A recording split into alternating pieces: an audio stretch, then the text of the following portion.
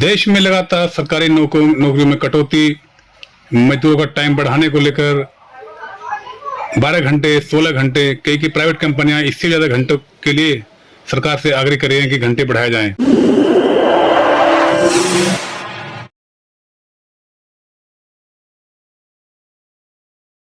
पूरा पटा हुआ था चारों तरफ, जहां देखें किसान और मजदूर तमाम कुर्सियों पर बैठे हुए थे और इतने ही लोग लगभग बाहर थे। तो लेकिन गोदी मीडिया यहाँ से नदारद था।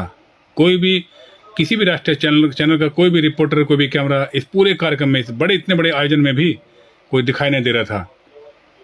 और यहाँ उनको लेकर के भी बहुत बड़ी आपत्ति जताई गई कि इतने बड़े कार्यक्रम में अगर कोई नेशनल मीडिया नहीं आ रहा है तो हमको समझना होगा कि हमको गोदी मीडिया से दूर रहना है। तमाम संगठनों ने आने वाले वक्त के लिए सरकार को चेताया कि अगर सरकार ने उनकी बातें नहीं सुनी, मजदूरों की, किसानों की बातें अगर नहीं सुनी, तो देश में एक बहुत बड़ा आंदोलन होगा, बड़ी क्रांति शुरू हो जाएगी। जिस तरह से किसान परेशान है, मजदूर परेशान है, इन सब को लेकर के अब सरकार के लिए लामबंदी शुरू हो गई है। इन सब को लेकर के हिंद मजदूर सभा के राष्ट्रीय महासचिव श्री हरभजन सिंह सिद्धू जी ने सरकार को चेताते हुए मीडिया से बात करते हुए अपने विचार कुछ इस तरह से साझा किए और सरकार से मांग की। उत्तर प्रदेश में हमारा आंदोलन बिजली के खिलाफ बहुत चलता है, लेकिन जो बिजली की यूनियनें हैं उनको हम सपोर्ट करते हैं जब उनका आंदोलन होता है। सबसे ज्यादा बिजली के कर्मचारियों के खिलाफ हमारे मुकदमे, मारपीट, संघर्ष चलते हैं, लेकिन जब उनका आंदोलन होता है तो यही किसान संगठन उनकी सपोर्ट करते हैं।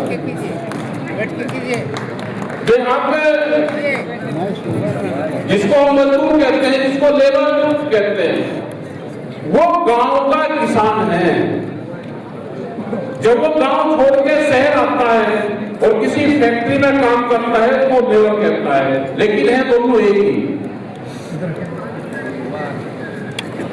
हम कहीं भी किसी भी इंडस्ट्री में जाते हैं तो उनसे पूछते हैं कि ये जितने भी लेबर यहाँ पे काम कर रही है आपके यहाँ पे, आप इनसे पूछे किसी बिहार के, किसी गांव के या उत्तर प्रदेश के, मध्य प्रदेश के, उड़ीसा से किसी भी गांव से आए हैं, लेकिन ये वहां के किसान हैं।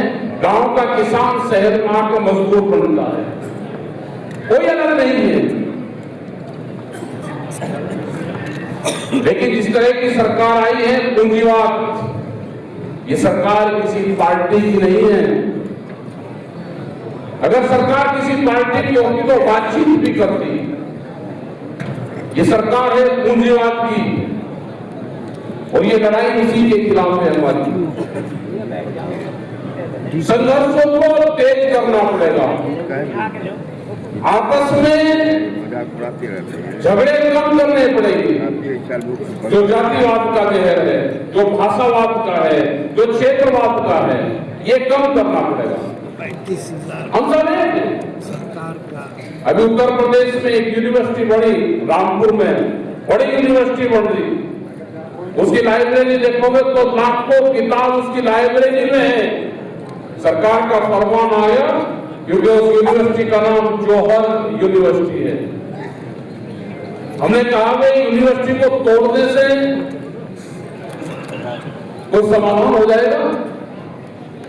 नाम से ऐतराज हो सकता है, उसमें कोई धार्मिक चिन्ह है उससे ऐतराज हो सकता है, उसको हटवा दो, लेकिन उसकी 35-40 बड़ी बिल्डिंग जिसमें कई हजार करोड़ रुपया खर्चा हुआ हो, उसको तोड़ने की प्लान बन रही है। इनको किसी से कोई लगाव नहीं है। ये जो सरकार है किसी से कोई लगाव नहीं है।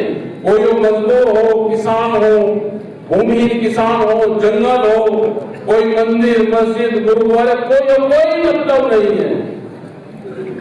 इनको सिर्फ सत्ता चाहिए। सत्ता पे कैसे काबिज होंगे उसकी पूरी प्लान चाहिए।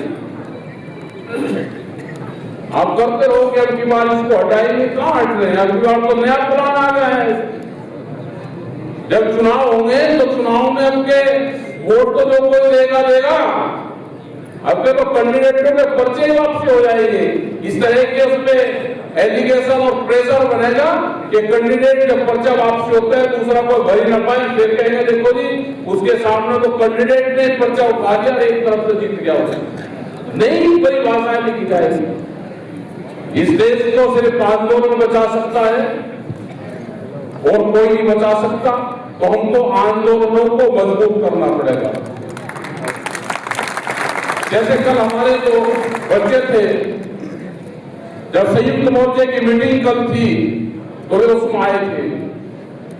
आज भी उन बच्चों को आना था, लेकिन आज जब अपने क्षेत्रों में चले गए, जिन बच्चों ने, जो नेहा एक लड़की थी जिसने हड़ताल करी थी, वो भी आना चाहती थी, लेकिन नहीं वे संपर्क हो पाया। लेकिन जैसे उसने लड़ाई लड़ी, एक पत्थर किसी का नहीं मारा, एक गला नहीं मारा, एक वो नहीं मारा, पुलिस लाठियां चलाती थी, वे लाठियां मारते थे। तो एक बार ये झटका होना है, एक मुकाबला होना है।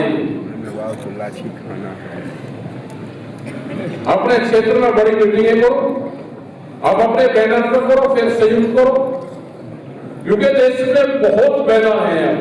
किसी को किसी झंडे से प्यार है, अपने नाम से प्यार है, आप उस पर आंदोलन करो। जब इकट्ठा करना होगा तो फिर इकट्ठा करो। भाई तो बना है, संयुक्त किसान मोर्चा बना हुआ है, किसान मजदूर संगठन बने हुए हैं। आज भी तो यहाँ पे मीटिंग हुई है। ये किसान है, जितने जो लेट आएगा वो पीछे बढ़ रहे, क्योंकि सभी है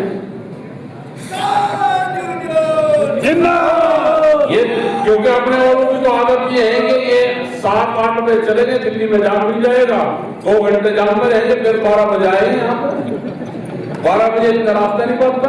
ये जितने लोग बट्टे हुए ये है सारे ट्रेन वाले, ये ट्रेन वाले आ जाएंगे 6 बजे, या यही रात को रुकेंगे और अपना लाइन से अपना आ जाएंगे। जो ट्रेन में आने वाला आदमी वो सीधा आ जाएगा 7-8 बजे 6 बजे, गुरुद्वारे में रोटी खाओ सीधा मीटिंग हो। और जो गाड़ी से आगे जो नजदीक का जितना आदमी होगा उतना ही लेट आएगा। तो आगे से ये ध्यान रखना कि जब भी मीटिंग हो तो मीटिंग में दिल्ली में 8-9 बजे तक पहुंच लो तो दिल्ली पहुंचोगे, नहीं तो 12 बजे आओगे, फिर सबसे पीछे लेट पड़ोगे। लेकिन कोई ऐतराज नहीं है, सब लोग अपना पटके हुए हैं, बढ़िया प्रोग्राम चल रहे, इस तरह के प्रोग्राम भी चलने चाहिए। आप लोगों ने बात को सुना, आंदोलन को तेज करो, आप अपने क्षेत्र में जाओ, आप अपने संगठनों को मजबूत करो। जब देश का राजा तानाशाह होगा तो उस टाइम पे ताकत बढ़ानी चाहिए अपनी। तो अब राजा तानाशाह है तो गांव में जाकर अपनी फौज को बढ़ाओ, ताकत बढ़ाओ, और ताकत बढ़ेगी गांव से। इस तरह से ट्रेड डील होती है। ये गांव के सब सीधे वाले लोग हैं, यहाँ तक फल आएगी बाहर से, जिसको एनिमल फीड बोलते हैं। क्या बच जाएगा हमारा अनाज? यहाँ पे फलों के जूस आएंगे, हमारे फलों को बताएंगे कि इसमें इंजेक्शन लगाते हैं, ये जहरीले हैं। मतलब प्रचार बहुत भयंकर तरीके का होगा। टर्की एक देश है, उसमें आज पशुधन बिल्कुल खत्म हो गया। 25 साल पहले तक वहां पे पशु थे, खत्म हो गए। आज भी यही होगा, यहाँ पे भी यही होगा। तो अपना ध्यान रखो, संगठनों को मजबूत करो, आंदोलनों की तैयारी करो। धन्यवाद। जय हिंद, जय भारत।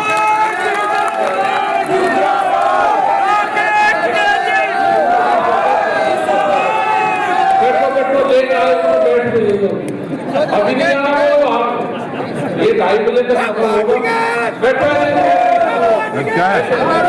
बैठो बैठो।